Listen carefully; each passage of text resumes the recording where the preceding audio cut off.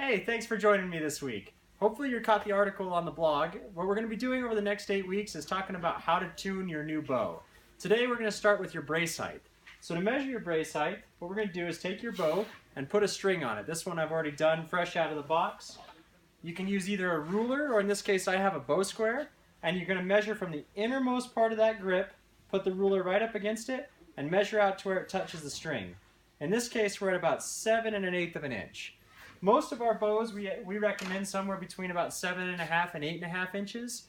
But I want to show you what difference that makes. So to start off with, I'm going to shoot the bow knowing that the brace height is a little bit small. My guess is you're going to notice a little bit of a twang out of this bow. So listen carefully.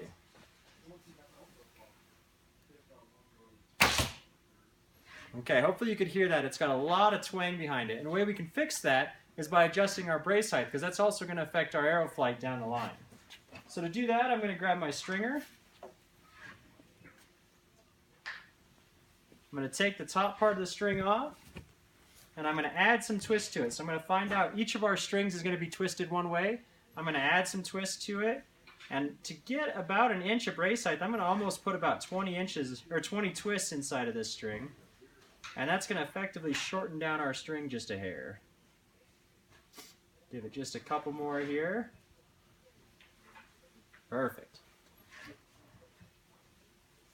Alright, so I've shortened that string, which has pulled the limbs a little bit tighter, which should pull them further away from the grip.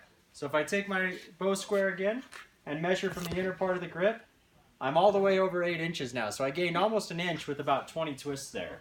And if you listen to it this time when I shoot it, you should notice it's going to be a lot quieter. So if I put an arrow on,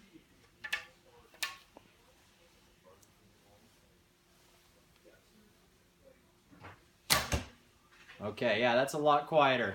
From there, we can actually fine-tune each of those bows by adding or subtracting just a couple of twists at a time, and you're going to find a spot where that bow just sings and is as quiet as it can be. So measure that point, and from there, you're always going to want to put your string the same length to get your brace height the same way. Tune in next week. We're going to talk a little bit about nock height and how that affects your arrow flight downrange. Look forward to seeing you then.